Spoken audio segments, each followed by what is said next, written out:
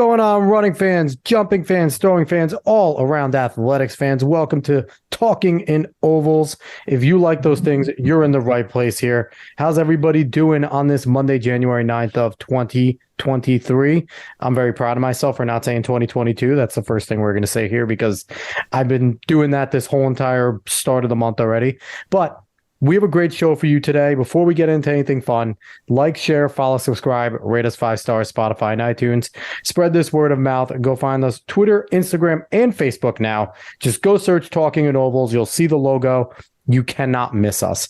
Before we jump into anything, I just want to give a heartfelt, sincere apology to Emma Coburn. Her mother passed away at 62 years old. I saw that information on Twitter. So from Dave and I here at Talking in Ovals, we just want to send that out to Emma. I don't know.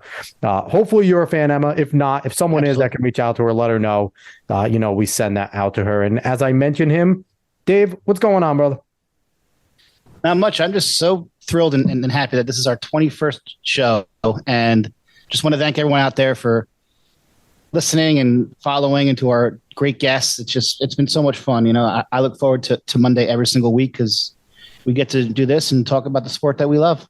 Dude, two goobers like us have almost been doing this for half a year. This is ridiculous. It's crazy how quickly it snowballs, right? I've been podcasting for a little bit and it freaking snowballs. And by the time you look at it, it's like episode 52. We've been doing this for a year. Like, it's pretty nuts. Yeah. It's nuts. So speaking of our guests, last week we had Chris Stefelski, Westfield cross country and track coach. We had some great conversations with him, especially talking about, the modern athlete technology. He has lots of really cool and strong opinions on those types of things. Go check it out. Picking more coaches' brains. Like, I super enjoy that. Before we get to our guest this week, though, we have some PRs. We have some more PRs. Thank God for your friends. Your friends are amazing. But we have some PRs. I want to run through them pretty quickly because we have quite a few here. So first thing first, I got to mention my alma mater, Manchester. First place at Ocean County Relay Sprint Medley. The team of Tyrone Benjamin, Joe Keurig, Will Freeman, and Nick Lafredo. They ran a 340.83 Sprint Med. That's good for number 7 in New Jersey at the time, a national qualifier, and an indoor school record at Manchester. So that's a pretty big deal. We have a proud program there. Jumping right in, Lacey Township, they competed at the Freedom Games on Saturday. They have some great PRs here. Ann Roth did a 34 feet 8 inch triple jump. That's a school record over at Lacey. Kiara Wimbush, a 335.49 in the 1K, 3-second PR. Katrina Conti, 45.99 with the 4-second PR in the 300. Ava Ford, 46.88, a 3-second PR. Avery Johnson, a 47.89, 2-second PR. And over on the boys' side, Andrew, I'm going to butcher your last name, Tate Shure, 440.79. That's a 5-second PR in the 1600 meters. So congratulations to all of them. And, our guest here is a runner. We're all runners. Those are huge PRs. People don't realize 3 seconds, 4 seconds, 5 seconds, massive PRs, especially in the sprints. So congratulations. I even have a few more that we had sent in really quick. From the Union County Relays at the Jersey City Armory. From Westfield, we have Leo Shorts going 6'1" in the high jump. John Barufara, 46.4.75 in the shot. Sanu Glasgow, 8'4" in the 55 hurdles. Alex Valencia, 210.2 in the 8. And then some more Westfield over at the Freedom Games at Ocean Breeze. Tej Mehta, 237.04 in the 1,000. Liam Murillo, 240.30 in the 1,000. And Ryan Daly, 240.74 in the 1,000. And one of our past guests, one of my good friends, Wilfredo Rivera and Adam Nalvin over at South Brunswick, their boys won the Greater Middlesex County Relay Championship. So congrats to everyone who just mentioned, and keep it up. Yeah, thank you for everyone who's sending in those PRs. I said to Dave, I thought those 1Ks were pretty freaking good. For indoor, that's pretty damn good right there. So congrats to everyone with all their PRs. Keep sending them in. We keep wanting to hear about them. And speaking of PRs, our guest today, Set Plenty, fast as all sorts of hell. He's Steve Slattery. He is a New Jersey track legend and a 2003 United States Outdoor Champion in the Steeplechase. What's up, Steve? What up, man? I feel like getting all back into the Jersey stuff here, and my boy Wilfredo. I used to race him back in the day. Oh, yeah. Yeah, man, it's good to hear some of those names. Thank you for having me on. Yeah, we're excited, to get going. And we mentioned before the show, like Ian Hahn, you listen to the show with Ian, and like he mentioned you, and it's like it's just pretty cool to have this all coming full circle. Like we're getting a monopoly on all the New Jersey people right now, and then I feel like we're gonna slowly start expanding, just like Jersey people do. Just go and start infecting every other place, and then getting made fun of profusely by everybody for being from Jersey. But it's just because they're all jealous. But I want to get going right away. I want to talk to you first. You're a pretty prolific runner. You have some ridiculous times in the steeple. 8:15 PR is your steeple right there. I mentioned with Hyatt, my generation kind of has Evan Jager. Like that's like but you were Evan before Evan for that generation right before, which is pretty freaking cool. One of the things we've been asking all of our guests is, when did you kind of realize running is my thing? Like, and what was that running journey like for you? Yeah, so I always was into sports. Like I played like every sport growing up.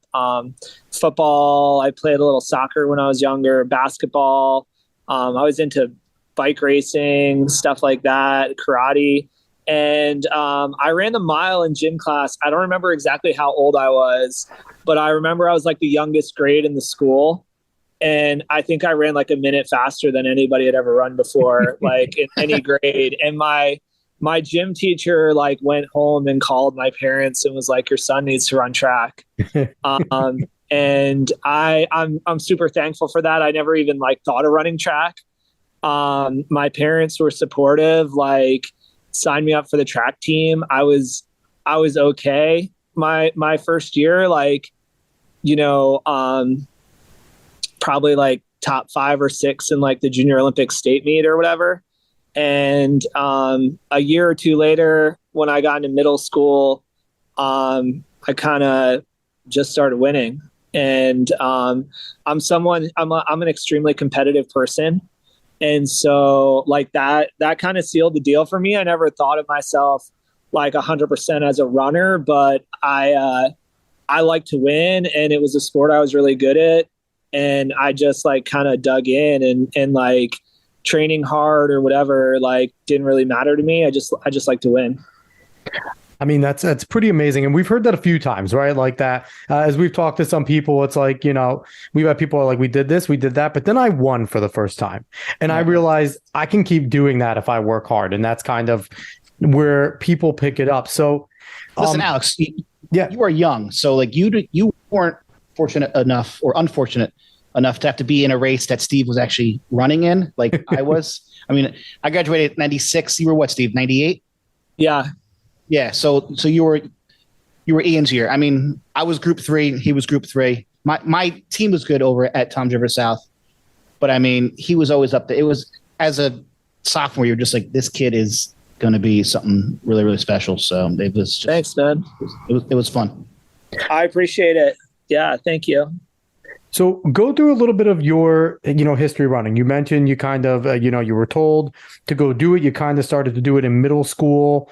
You kept winning. What are some of your like best memories, like going back from when like you were like young coming up? What are some of like your fondest memories or stories that you can tell us all the way through your running journey and, even getting into college and everything? Yeah. Like, I think that, for me, I just like to compete, like, I really enjoyed it. I was on the Lakeland, part of the Lakeland junior track team. My middle school, I had cross country, and then I ran that, and I ended up winning the junior Olympic nationals in 8th grade in the 3,000 and 1,500.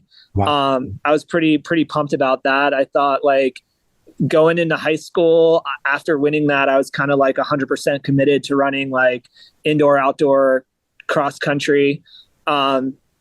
I came in my freshman year and I just like didn't think anybody could beat me. I think I was a little naive.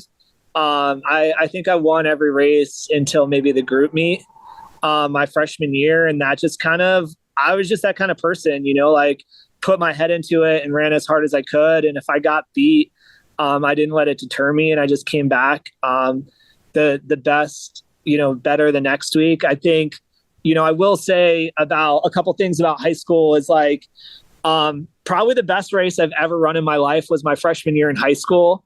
For some reason, I was pretty amped up about our indoor county meet. And I know this, like, I've run a lot of big races. This sounds kind of stupid, but we used to run at East Stroudsburg University, and it was cement track, 200 meters flat. You used to have to wear like your training shoes. And I went there and for college, and it was a cement track inside. You had to run around the basketball court. Around the bleachers, so like you were like hidden for a while. Yep. Oh. And so at our county meet, it was a regular mile. It wasn't 1,600 because it was a yards track, and I was pretty pumped. I hadn't really lost any races to anybody in the county or anything like that, and like there was some seniors that were good in the mile, and I just came like freaking game face and ran, I think 4:25 or 4:26. That's fast on that track, super fast.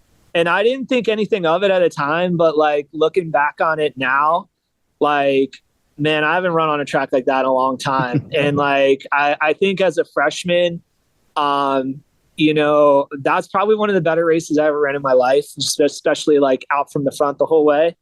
That's cool. I loved running in New Jersey. Like I was a little different. I ran every dual meet. I doubled, tripled every dual meet. I doubled and tripled usually to every meet until the meet of champions. And that's what I fed on. I like to race. If the races weren't competitive, I do a workout after or something like that. But I was just someone that fed off running hard and racing. I think maybe towards the end of my high school, like that maybe caught up on me. I never won an outdoor meet of champs. I think really, I got caught in the cycle of like running Foot Locker, running indoor nationals, and like running like not taking any time off. And I think I was pretty fried both my junior and senior year going into it. And I also I think I had won a bunch of stuff. It was hard to get excited about it anymore. Sometimes I think that mentally for me, being engaged is probably the biggest thing. And I think, I probably wasn't as excited running the meet of champs my senior year as I was running the county meet my freshman year. And I think that that's maybe contributed to losing some races. I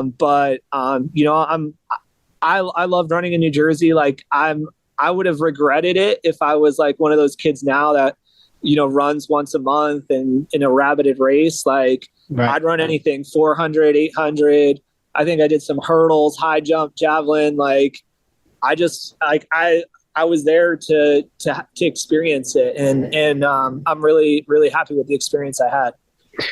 So what do you tell some of the kids now? Because I feel like, they've had a rough go, obviously, with COVID and things like that, and it took away a lot of time from them. But, you sound like someone who, outside of being physically gifted, you were just mentally tough as nails. How did you what would you say to some of these athletes now? Is there a certain mindset that you clicked into whenever you stepped on the track, or is that just something that you think is just innate and special to you that allowed you to be as competitive and stuff as you were? I don't know, man. I think that for me, it just was like, I'm just a competitive person. I tried to compete. Like I trained hard. Like I didn't run a lot of miles, but like I was like, 6 minute to 6:30 pace every day in high school, like hammering. Yeah. Like I'd run sub 50 at the end of my quarter workouts and throw up on the track. Like I ran probably 30 to 40 miles a week, but I ran hard. My coach kind of protected me. I ran 4:20 as a freshman, and I remember pretty clearly Tom Fleming, an old New Jersey guy, since passed, like came up to me and was like, "Hey, you could break 4 minutes in high school if you run 100 miles a week." And like, I thought he was crazy, and it's probably true. And there's kids that do it now, but I don't know if I would have had the career that I had if I did it. I don't know. I see like what some people are doing now and running higher mileage when they're younger. And I wish maybe I ran a little bit more at a younger age, just to maybe I would have been better. But I liked going. I was just a regular kid on the track team and went to all the races they did. And just, I think that experience helps you stay in the sport long term. Certainly. Now, when you ran, there were some really good guys. You had yourself, you had Ian, you had El Mucho over at Westfield. What was it like you said, like getting to those state meets and just knowing that like you have to bring it just as much in your state meet because you are running against guys that are almost on that national caliber level here in your own state. That had to be fun week in and week out. Yeah, man. It was, I mean, El Mucho was tough for me, to be honest with you. He had such range. We were similar runners. We both like relied a lot on our speed, and I tend to try to like push the pace to beat him, which worked more in the longer stuff in cross country. He was a little bit, he was a year older than me. But he was super talented. I think that someone like that was hard for me, like to be a year younger. I think it would have been interesting if I was a year older, but yeah. I really appreciated having him to run against. We went to the University of Colorado together. Yep. We would get into it sometimes in practice. We had some pretty good battles then, but I liked running against those guys. New Jersey was competitive then. They're still, it's still a great sport great state for track and field. And, I'm glad I was like a part of it. So I think we'll save. Go ahead, Dave. No, I was going to say, like, I was talking to Ian yesterday, and he was talking about how like hang out with you at the Foot Locker meet, and just how much fun that it was for like 3 people to go from our state to Bond, because that doesn't really happen often. Where you have 3 qualifiers from New Jersey run at Foot Locker, or was it Kinney then, or was it actually Foot Locker? It was Foot Locker then, and it was really cool. Like Colin and I were pretty close friends. And we remain in touch. Like he was just a guy that I got along with. We would like meet up and hang out once in a while, and we would hang out, not really have anything to do with running. We were just kind of friends, and he's a good guy, and like I appreciated his friendship and running against him. And he was he had a great career as well. Unfortunately, he had to be the same year as me, and I had to beat up on him a lot. But he was a great cross country runner and track runner, and he's just an overall good guy, man. Yeah, his indoor mile time is crazy. That's one thing that for me, I was like, his indoor mile was really good. That's Ian's, like, I think he'll tell you too, his high school thing, his indoor mile. He doesn't think it's ever going to be broken at Manchester. And I think that's probably 412 indoors, pretty ridiculous, but maybe not to you, Steve, because you're actually fast. But for me and height, that's solid, man. That's good. But so I want to save talking a little bit about your college journey a little more towards the end, because we're going to get into that more. I want to jump into your personal life, which usually is like persona non grata. We don't talk about that with people, but you have a little bit of a different personal life. You married another elite pro runner in Sarah, your wife. Tell me what it's like. Like, we see that a lot, like with power couples, like especially track and field. There's a lot of couples that are both elite. Give us a little bit of insight. What is it like being married to someone that you were able to experience successes together in running? And what was it like going to like different meets and stuff like that? How did that go? Yeah, I think that like it's awesome because like especially like running on a pro level is like a really unique experience. And I'm glad I got to share that with her, because like it's just something that's just like it would be really tough to do if your significant other didn't run. I think that like we really fed off each other. I think we're both each other's biggest supporters. I mean, she is probably the runner I look up to the most, and like we're very opposite as runners too, I think. But it's also hard, when you're competing at a super high level. I think it was easier in college than when we were pros. You got to be really selfish, like you're really single-minded, and like that's your whole life, like it's different when you lose a race in high school or college, but like when that puts food on the table, like it's just a different world. And like you're trying to be one of the best runners in the world. And I mean, I think every pro tries to be the best runner in the world, whether how close you are, regardless. But like, there's a lot of intensity there, and we did a good job of turning it off most of the time. We talked a lot about it. We were passionate, but we had like a lot of fun. I mean, we had a lot of summers. We were really lucky. We were with one of the biggest agents in the world, Ricky Sims at Pace Sports. And, we had Usain Bolt, Mo Farah, and people like that. And, we would all Sarah and I would stay in training camp all summer in London, and like, we'd go to our individual meets, but a lot of the time, like we were traveling the world together and going to big meets, and it was kind of cool. Like we ran together on our easy days once in a while, and it was a really awesome experience. I know one of your questions was what's it like? I think the competitiveness, she is very, very competitive as well. And I think like sometimes our house is overly competitive. We have 2 kids, and like, it's just, there's not a hill or a hike that someone can't do faster, or there's a lot of racing going on. She's in better shape than I am right now. She's been running quite a bit. So I think I need to step it up and, show her who's boss, because I think she could beat me right now in a race. So don't tell her that. Do you ever bring up a YouTube video of like where she got second just to piss her off? Just like in a competitive level, just like bring up a YouTube video and be like, oh, hey, I remember this one, just to like mess with each other. Because I know I probably would, just to like really poke fun at each other. We don't, because I think like we were so invested in each other's running that like we were kind of like rooting for each other so hard. But I mean, I think that, honestly, like it's a huge part of our life when we talk about it and stuff. We don't like, it's one of those things where, we'll talk about different races and racing different people. And I don't know, it's kind of cool to have that like person to talk to about something that was such a big part of your life. And she completely understands it, Mm-hmm. She gets me and I get her, and like we get the hard parts and the fun parts and stuff like that. So it's kind of fun having like that partnership. Yeah, my wife tries. I give her credit when I'll talk something about track, or like she'll try and then I'll see like the blank stare and I'll be like, this conversation's over. So that definitely has to be pretty cool when we're talking about like PRs and pace and things like that. Like you both have an understanding. That has to be fun. Maybe me and Dave wouldn't be doing this show if we had significant others that actually wanted to talk track and field with us. We do get a lot of like, hey, what do you think you can run for a mile right now? I'm sure. Your dad in this event. I'm sure. And so it does get, I'm going to start running. I'm going to get into shape, because I can't right now. I can't talk crap because I think she'd beat me in a lot of stuff. So did you meet her in college, or I think Ian was telling me that you might have met her at Foot Lockers? Yeah, we met at Foot Locker. High school? I was with Han. We met her at one of the events there, and it was one of those things where we just met and like kind of stayed in touch. We were on the World Junior team together in Belfast for World Cross Country.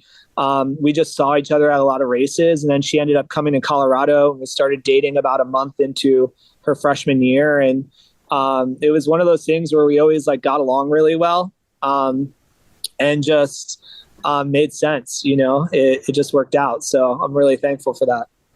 It's kind of like running track love story. Yeah, running royalty come true to like create it. So I'm a terrible host, and we forgot to talk about your national championship. I'm not trying to overshadow your relationship, but it's not every day you get to talk to someone who was the bar none best runner in the country at their event. What was that like, winning the national championship in 2003 in the steeplechase? It was my first year running professionally. I was second the year before, and I actually didn't win an NCAA title. My wife rubs that in my face all the time because she won it. I won a team one. I won team cross, but she won 2 individuals. I got second and third, and couple, like, I don't know. But yeah, I mean, it was just one of those things I expected to win. Like I went into that race knowing I was going to win. And I felt that way in some other national championships that I didn't win.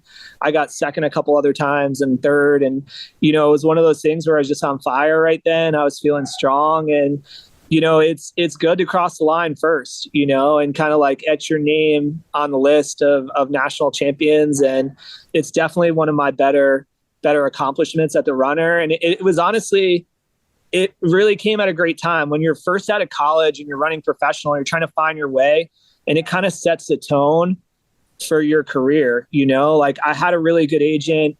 I won USA as my first year, and I ran okay in Europe. And that kind of opened a lot of doors for me to kind of continue to run in a lot of the big races and stuff like that. And back in the day, it was the Golden League. Now it's the Diamond League and stuff like that. And it was just like, that first winning nationals, my first year as a pro, really kind of like set the tone for my career.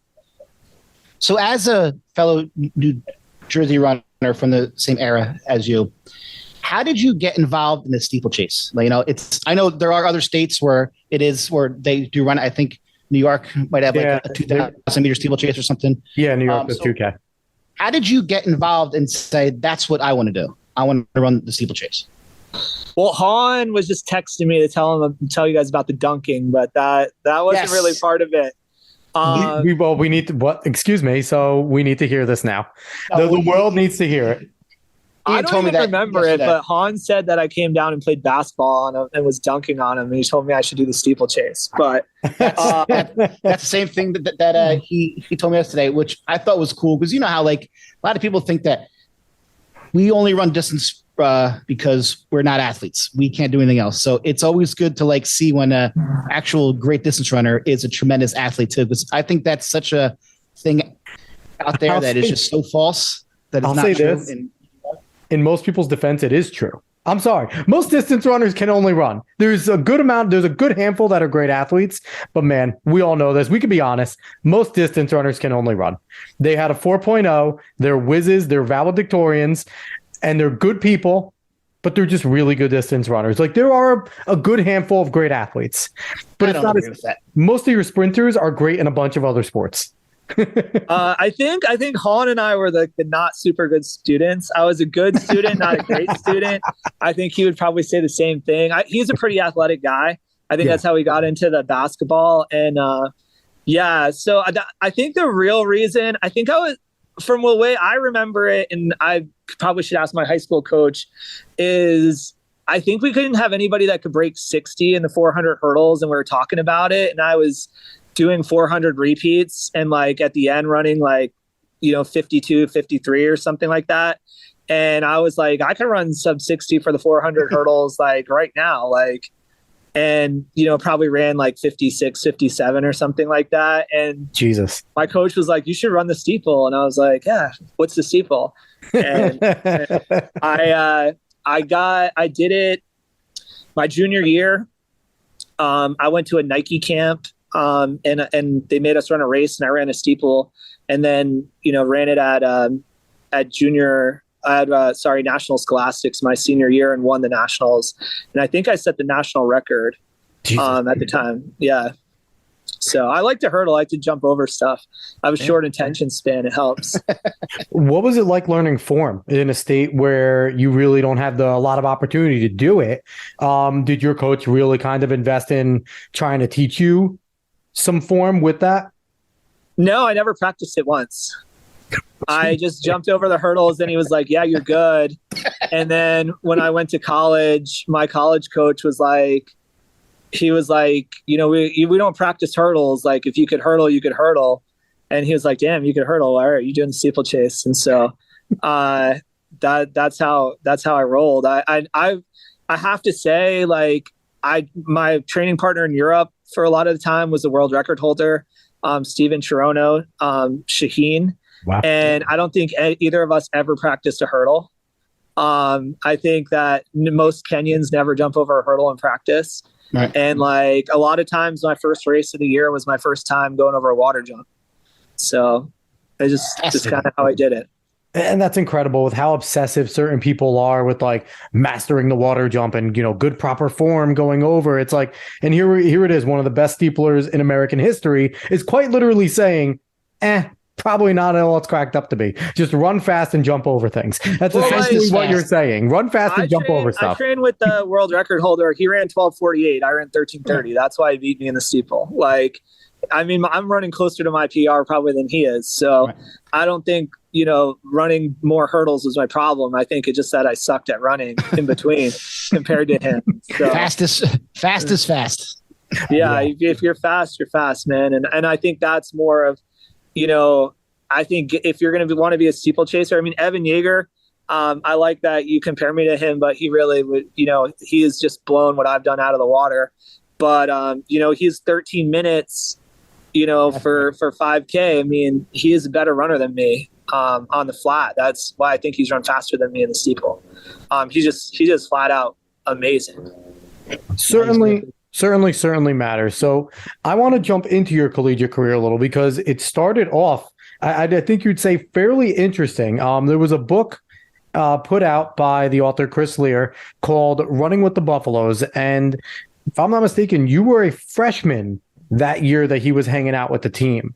What was it like coming in Colorado, being, a really good runner, very good national runner, coming to a very good team, and all of a sudden there's this dude just documenting everything you're doing? Like, what was that like, jumping in there with that? It was awesome. I mean, it was an awesome experience. I didn't really know when it happened. None of us really knew what to make out of it. Lear just became kind of a friend. Like, Lear is one of my closest friends to this day. And we were all like, dude's writing a book. Like, this thing's never going to pan out. Like, like whatever. Like, it was interesting, but he just became a friend of ours. Lear would come hang out with me in the dorm, and I spent quite a bit of time with him, and he did that with all the guys and really got to know us. And like, he's kind of one of the CU guys. Like, we consider him one of the team. And I thought it was a good book. I mean, I like I said, I didn't know what would happen. Like, your freshman year of college, so much stuff is going down, and it was a weird time for me. I think by the end of the season, I felt like I was like able to compete, but like, Coach Wetmore was pretty smart and redshirted me. Like, the increase in distance was a little much for me. And, just being a part of the team. And, I went to CU. CU wasn't CU when I went there. Like, it was all Colorado guys and Running with the Buffalo. Like, I was one of the first Foot Locker finalists, like really top guys they had recruited since Goucher. Yeah. And, I think I caught the end of Running with the Buffaloes, but that was like the old school CU. Everybody's from Colorado.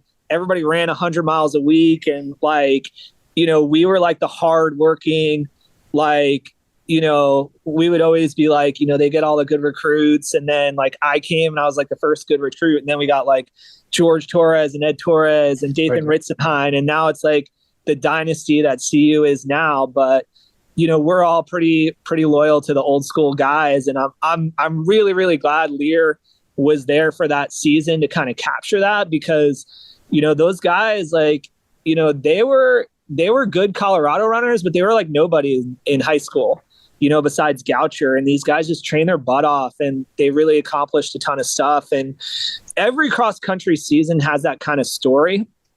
And it's just really special that ours was captured.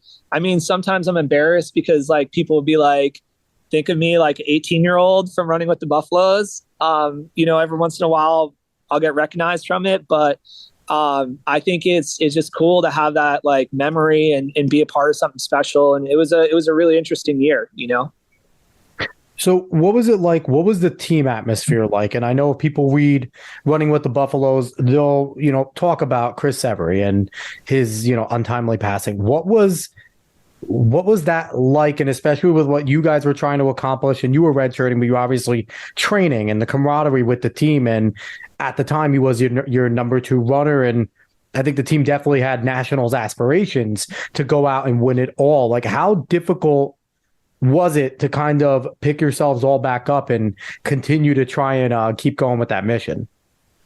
The biggest thing I'd say about CU cross country is like, it's a brotherhood. Like when, and very soon after you go there, like they're pretty, you're one of the team, like you're brothers with those guys. And like, I'd never experienced anything like that before. Our CU is like the anti-New Jersey kind of college experience. Like, we didn't go out drinking. We like, everybody there was going to be like all American. Like, that's all like we talked about it. After that it was like going pro, but at the Running Buffalo time, like every person on the team expected to be all American in cross. Wow. And that's all we talked about. And everybody trained hard. And that's what made you cool, was training hard, that, and we were just so close as a team. And then, being like 18 years old and like having a teammate die, like, I don't really know if I could really wrap my head around it at the time. I was like in shock. I didn't know what to do or say, like I didn't know, I never experienced something like that before, but he was like, we're pretty close for only knowing him for a couple months, me personally. And my teammates like were pretty shattered about it, but that was our whole world. And having a teammate like that, like, I mean, his whole world was us winning NCAA cross too. And so when you have that kind of atmosphere, you can't let it go down. I think it made us want to train harder and push harder and win worse, for him. It's a pretty incredible story. It really is. We've had an interesting conversation with a lot of, former athletes and stuff like that, talking about coaches, coaches from the past and how it is now. We talk to a lot of coaches at the high school level. Coach Wetmore was there when you were there. He's still there. He's, you could definitely arguably put him there as the greatest American collegiate coach right now. Like, he has that. I think he has that distinction currently and is going to finish in that conversation. What was Coach Wetmore like as a coach? Would you compare him as kind of more of an old school style coach? And do you think that he's kind of softened up his approach? Like, how would you talk about him as a coach? It's funny. I don't know. I'm still trying to wrap my head around it. Like, he really cared about you. He was an old school coach where he didn't yell at you. He never yelled, really. He was like very like soft spoken. He really got to know us. At the time, I thought he was old as hell, but he was probably like late 40s, 50s, when I was on the team. And he's still kicking now. He's probably like 70, but he was a great coach. Like, he made you believe. The biggest thing that I learned from Coach Wetmore is you would walk into the office, the week of a race, like you're going to a big race. And like, we had periods of time where you just trained in Colorado and you'd be running at altitude and, you didn't know what your time, would translate to. And Wetmore would put you in the office and you'd be like, you could run this or you could win this race. And he was always pretty spot on. And he just gave you that belief, like, hey, if you come in and you put in the work and you do this and this is how fast you'll run. And for me, it was a good system to be in. I think that he is, and I don't know, like, I'm not on a team anymore, but I know a lot of the younger guys. I think he's changed his training approach a little better. And I think I would have run faster if I was on the team now, just because I'm more of a shorter distance person. I didn't run well off of 20 miles up in mags. And so maybe he's like improved, or not improved, but he's changed his coaching style a little bit. I do think, he's made these kids a little soft compared to the old, like we were just straight up, like, some of the stuff we did, like, that was Wetmore's whole thing. Like, he would take you on your recruiting trip and take you up in the mountains and you'd, do some crazy run or you'd drive just some hilly mountain road and be like, listen, if you come here, he's like, I don't care who you are. I'm going to train you harder than anybody in the country. And you're going to go to the line knowing you're the hardest training dude on the line. And, that's a pretty confident thing when, we look over at other teams, and I know they trained hard. I know a lot of those guys, like I know the Stanford guys, and they were training just as hard as we were, but we look over at them and be like, they haven't done anything that we've done. We trained twice as hard as them. We're going to beat them, and I think that's kind of the Wetmore thing. And, now he gives kids water on the runs and lets them take, he was so hardcore at the time. Like, some of the stories, like we ran Big 12s and we bust to Big 12s. And I had NCAAs 2 weeks later, and a couple of guys on the team were running the NCs and we're busing back. And he stops the bus and he's like, get out. And he's like, I'll pick you up in 15 miles.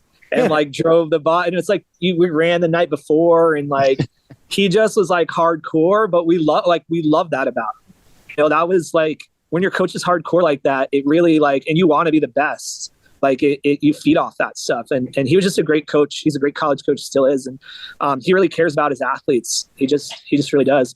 Got 2 Foot Locker champions coming in next year. So CU's going to be strong. So in coach's defense, it might not be him changing. It might be the school forcing him to do certain things now because it is a different environment. They might be like, coach, it's 110 degrees. Give your kids water. I don't want to.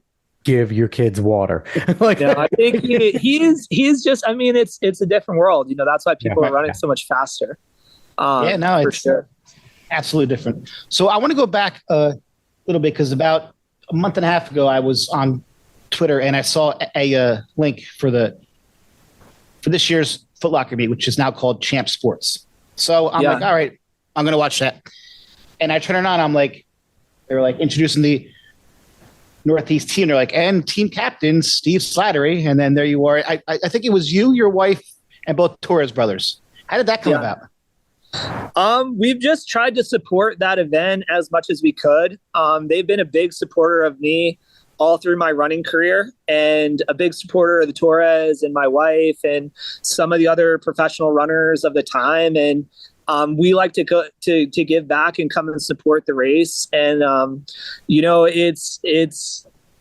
it's a cool event. I want it to go strong for a long time, and I want kids to get the same experience that I got. And so whenever they need me to come back and help out with something, I'm more than happy to come back. And I think it's an awesome experience. If you're a high school kid and you want a goal, like try to make Foot Locker, it's probably, like I've run, all the biggest events in the world, and it's like probably one of the coolest events I've ever been to still to this day.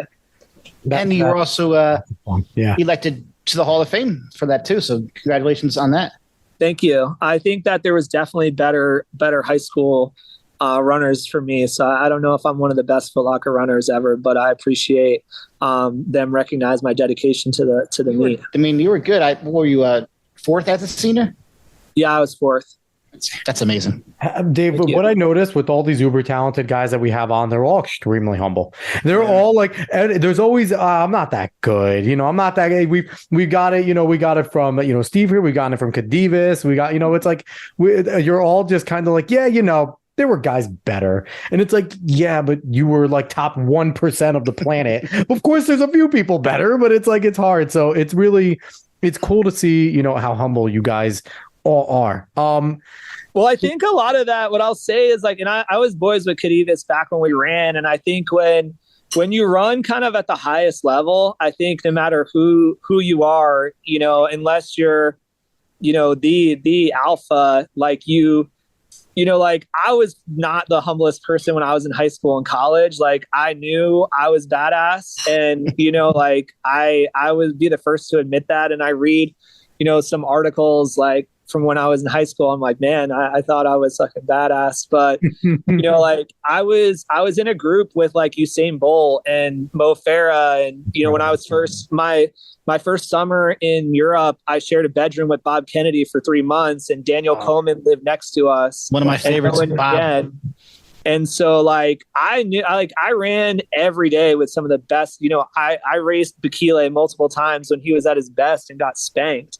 Like I know I was good, and like, at the time, probably one of the fastest people on the planet, but like, I have a really strong appreciation for those guys who kind of like went out there and changed the game. So, I think, the Bekeles and the Mo, I was friends with Mo since we were 18. It's like hard to think of him as a complete legend, but like, like Mo and people like that. Yeah, I used to love Gabas Lacey was a guy that I used to be in awe of when I was in high school, just watching him run and compete. He was amazing. I never ran against him before that I can remember, but I've been to some meets with him, and he was a great guy, honestly, like very personable. He was a great person in the sport, but yeah, like I'm like shocked. I ran against Kipchoge. We ran our first Worlds. We went, we were at Worlds at the same time. Like, can't believe that dude's still out there breaking world records. Yeah, so. Or Hisham El Grouge. That guy was so fun to watch run.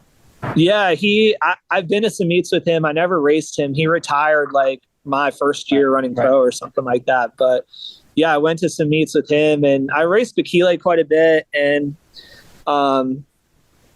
Kipchoge and Shaheen, and Mo and I used to run a lot together, like in London and stuff like that. And yeah, I mean, that was an awesome experience. It's like I mean, I've beat Mo in some workouts before.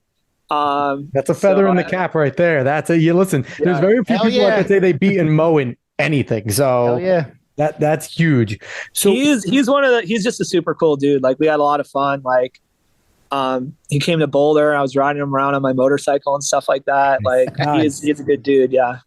So, do you think you would have been the pro that you were if you didn't go to Colorado? You kind of mentioned the system's a little different, but you mentioned the dedication and just how hard you guys all worked. Like, do you think that if you would have went to another school that maybe had a different atmosphere and kind of a different vibe, would you have been the pro? Because you obviously were a driven and competitive dude anyway, but it seems like Colorado maybe stepped that up even more. Like, do you think you would have been the same runner?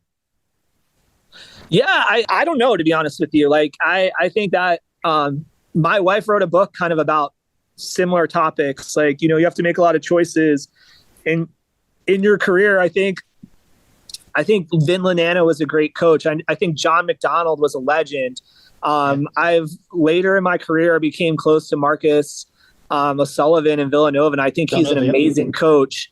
I think Vidge is an amazing coach. Like Andy Powell used to run it. Like, I think there's so many good coaches out there, but you just don't know. Like, there's so many things need to go right in your career. And like, yeah, I probably could have been good a lot of places, but I don't know if that was just like the magic sauce for me. There's something like I felt drawn to Boulder.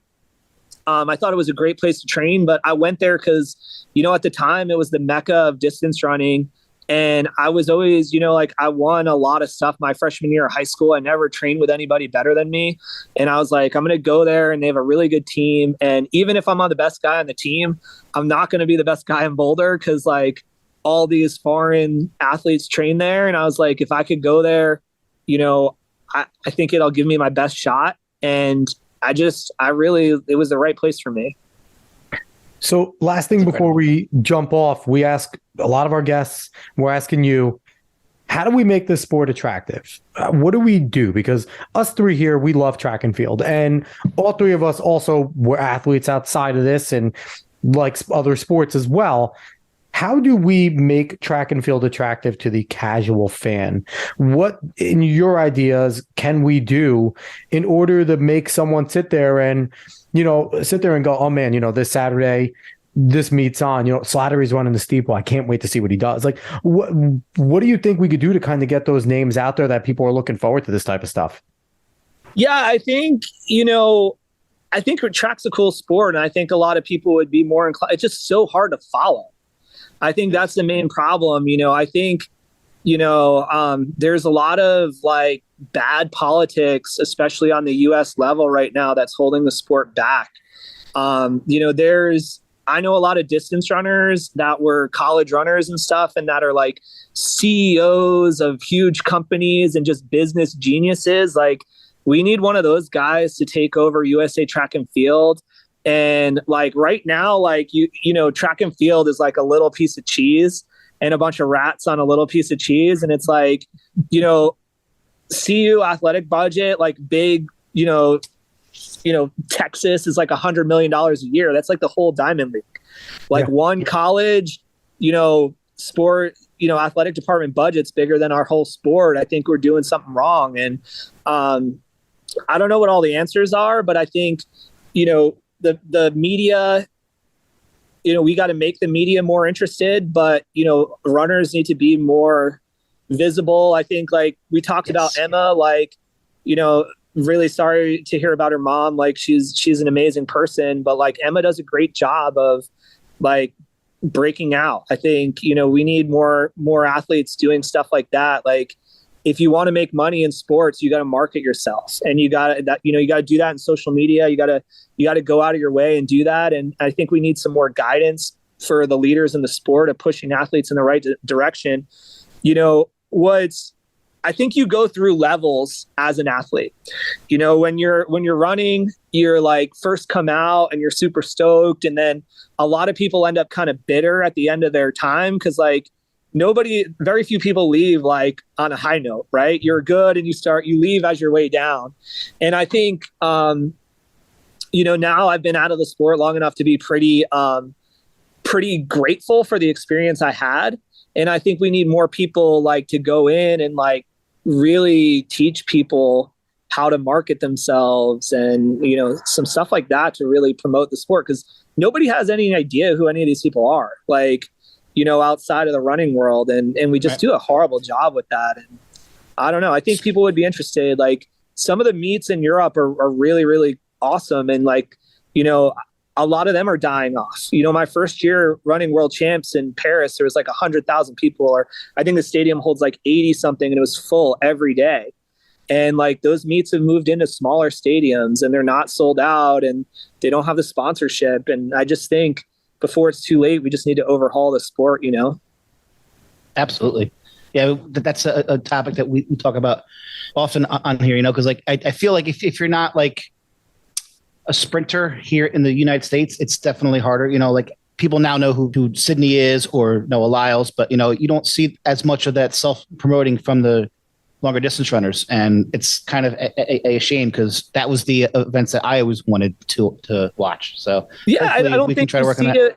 See it anywhere in the world, you know, like, I mean, Centrowitz is a guy with like an amazing personality. He was Olympic gold medalist. Yeah. Like he, you know, we needed to promote him more. We needed to promote like, you know, and I don't know what the answer is. Maybe people just aren't interested, but, you know, I'd love to, you know, have some of these, like, there's a lot of track geeks out there that are super good at business and super successful. I'd love for one of those guys to kind of get more involved in the sport and, you know, use some of that just skill to make it better. Because people should know who Grant Fisher is. I mean, he just broke the American record 5K. You know, people should know who he is. But most people I mentioned, like, I have no idea who that is. I'm like, how do you not know? But then again, I remember, like, I love this sport and I watch it all the time. So like, it's just weird talking to people who just don't have interest, but they'll know who the backup quarterback is on some football team. Yeah, I know. I mean, Grant is just running. Like, I mean, that season he put together last season, just amazing. Yeah, he should. I mean, that guy is. But it's like we have 100,000 people running a marathon every weekend throughout the country, and like, you know, it sucks when you're training, but maybe the answer is like parading them around to some of those things and making them go to, you know, some expos or something. I don't know what the answer is, but I think like we need to introduce some of these stars, like Grant Fisher and people like that, to the everyday person, you know. Like when I ran, like Ryan Hall did a really good job of it. Alan Webb, like kind of branching out. It's Meb Keflezighi did a good job with that. Like, just hard, man. You gotta, when you're, I'm sure Grant Fisher trains really freaking hard. So I'm sure, you know, like he doesn't want to do anything more than the 120 miles a week or whatever he's running. But, you know, we need people like that have the personality to grow the sport, you know? Definitely. Yeah. So that's our call. Nerdy, unathletic distance runners that are now CEOs. Come on, put it to work. No, I'm kidding. But seriously, we do need something like that. I really think that would be great. I'm hoping that what we're doing here might help reach some of the casuals and they can kind of hear different stories, because it's been great. We've had a different story from every single athlete, coach that was an athlete, you know, from the elite runners and things like that we've had on to the just pretty good runners that are now coaches. And like, I think that we're unique in that sense where we can have people that have gotten to similar spots. Like, you know, you and Kadivas have like a little bit of a similar thing. You're both national champions, elite runners, tops of your sport, you know, in the United States at one point, but yet you have completely different tracks on how you got there. So it's cool. I hope that what we're doing here can kind of help that out. But you know, you mentioned, I want to give it a shout out. You mentioned your wife's book, how she did it. Go pick it up. We want to promote that. Can you give a little more, talk a little more about the book, give a little promotion there? Yeah, it's something like, I know you mentioned, like, you know, how to make it work. Going to college in Colorado, like my wife wrote a book recently with Molly Huddle, who's American record holder in multiple events and just complete legend. They were on a run one day, like 2019, 2020, and just talked about like so many, you know, runners go to Foot Locker and they don't make it to the pros. And you see these kids in high school you think are going to just, you know, be Olympic medalists, and everybody has their story of why they made it and they didn't make it. They focused on girls that made it, like who were, you know, national champions and Olympic medalists. And they talk, you know, they go from like people in the 70s all the way up to some of the biggest stars in the sport right now and talk about, you know, their story. Like, how did they get started? Like, was there a time like if they chose this path, they would either make it or not, and what they did and challenges they overcame. And, I think it's really important, especially for women runners. Like I did it the cookie cutter way. Like I went to CU, we had Adam Goucher and Alan Culpepper. They were two of the best guys in America. I did what they did. And then when I went pro, like I signed with the same agent as Bob Kennedy because he was like my hero. Yeah, and like I shared a bedroom with him for 3 months and asked him like 1,000 questions a day until I thought I had it figured out. And did you bring his poster that all of us had? Did you bring it with you and put it up in that same room? Because I think everybody had a Bob Kennedy poster at some point if you were a runner. I did in high school. It was pretty funny because I was like that age, like 1996 Olympics, like I was like, a sophomore in high school, maybe. Like Bob was a complete legend. And then I remember I fly to Europe. I'm staying in London. I didn't really understand the system. We're roommates for like sharing a tiny bedroom in London for a summer. Like I'm running with Bob every day. Like Daniel Coleman lives next door to us and like all these crazy runners. And like, I was in shock. And like, I was like asking Bob, like, how do you run sub 13? And I remember our first workout, he wasn't doing the workout. We go to the track and our agent like brings one of the Kenyans and it's like loaded. Like there's probably like 7 or 8 sub 13-minute guys in our group. Wow. And he's like, yeah, this dude's going to take you through in 4:04 for the mile. And you're going to run a 2K, last laps, every man for themselves. And then we're going to run 8x400. And I was like, Bob, like, what the fuck is this guy talking about? Like, and going through in 4:04, right? Yeah, he's just like, dude, just tuck in and like hang on for as far as you could. And I'm like, well, if I run 4:04, that's decent for a rep, like to get the day started. So I ran 4:04 and stopped. I think the best guy ran like 2:58 or 4:58 for a 2K. And then we ran like 8 quarters and they were running like 55. I got dropped after like 3 or 4. And I was just like, wow, maybe I'm not as good as I thought. Like I need to get fit. That answered your question to Bob. How do you run sub 13? And he was just like, go out to the track and just run fast. And so, it's different world. I remember when Bob first broke 13, I was like, I didn't know if an American could actually do it at the time because it was all ridiculous. Kenyans. And then he did it. And I was like, man, he just ran 12:58. I remember him and Todd Williams. I used to love watching them. Bob in the 5, Todd in the 10 growing up. Like that was just, that's just what I grew up watching those guys, as a distance runner.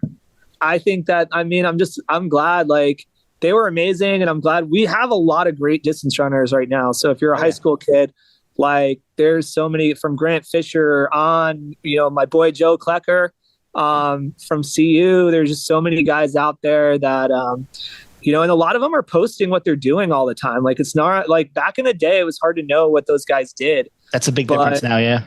Yeah. You could, a lot of these guys are sharing what they're doing and training and stuff like that. And, the best advice I could give you is it's not easy to run fast. Like you have to be super talented, to run sub 13 or whatever. But I think, if you want to run fast, like you can't be afraid to run a lot of miles and you can't be afraid to run hard. Yeah. You got to run hard every day to run fast. So just now the times that these kids are running in high school, last year we had 3 kids break 4 minutes. It's crazy that these kids are doing this now in high school. You just hope that it translates into future success. Well, I think that now that we have multiple kids doing it, there's going to be Grant Fisher ran sub 4 in high school. And like, he's a 10K runner now, 5K, 10K. And it's like, there was Alan Webb kind of like in my generation. And like, if we have 4 or 5 guys breaking, 4 every year, yet, my 2 or 3 of them, maybe they don't run great in college or pro, but I think we're going to start getting more Grant Fishers because these guys are just running so fast at such a young age and they're training hard and, the super shoes. That's like what all us old guys say. It's all the shoes. Of course. Listen, that's how I feel now when I see kids running fast at a Homedale Park. I'm like, yeah, but there's no more roots. It's all groomed down. Yeah, the groove down pisses me off. It never rains anymore. Because like now these kids, I'm like, you break 16 out at a Homedale. It's like, okay, I think good. too, like, you know, my thing on that is nobody like we didn't always try to run fast. Right. You know, like I think that my plan in high school was I thought I could run close to the record my senior year at the Meet of Champs. And I think it actually like set me on a weird course. So I didn't run very hard in the group meet. I think I ran like 16 minutes and I was like, I'm going to come back at the Meet of Champs to make a run for the record. And then the Meet of Champs just rained like crazy. It was ridiculous. And I ended up winning like against good guys by quite a bit, like over 16 minutes. And it was just so muddy and so wet. And like, I kind of missed my shot. And then I ran Foot Locker regionals the next week and just went out like way too hard. Like, I think we were like at Van Cortlandt, I think we're Vanny somewhere between 9:20 and 9:30 at 2 miles. And I just died a horrible death. And I dove for the line to get 7th and barely make it. Han beat me at regionals. Like, I barely made regionals. Like, I just went out way too hard. And then I questioned my fitness. And this is like a testament, like one of the best things my high school coach ever did is we're like, it was right. There was like 2 weeks maybe between Foot Locker regionals and nationals. And he took me out to my track and, you know, our track was always windy and kind of cold that time of year. And he was like, listen, no racing shoe, like no spikes, like you're going to just run a mile in training shoes. I want you to run hard and see what you run. And my little brother, who was a freshman, rabbited me for a lap. And I think I ran like 4:14. And he's like, you're fit. You could go for the win, like go to Foot Locker and try to win, dude. It was a fluke. And so, yeah, man, I wanted that shot at Homedale. I always debated as a pro going back there and just trying to light it up, but I never did. Oh, man. So we have to wrap it up here. Awesome show. I feel like we could have continued to talk for another few hours. Steve, I really just want to thank you for coming on. Dave, do you have anything else you want to add before we jump off here? No, just, thank you very much. It's always great to see someone from our state who has the chance to fulfill their own dreams, in whatever it is that they do. And, it's been an absolute pleasure watching you compete all these years, and you've definitely made this state extremely proud. So thank you. I'm extremely proud to be from New Jersey, and I'm always happy when I go back and represent, man. We got a lot of great athletes out there. So thank you for having me on, and good luck with the podcast. Appreciate that. And again, he's Steve Slattery, an absolute legend from New Jersey track and field, where, we mentioned we have a lot of great runners from there. Steve certainly stands out, and also United States champion in the steeplechase in 2003. Once again, everyone keep sending us your PRs. Steve, that goes for you too. If you get any old man PRs, send it to us. We love to hear about them because we know it resets after a little while, right? All of our PRs start to reset. So again, everybody, thank you so much for listening. We'll be back next week with another great show. So long, everyone.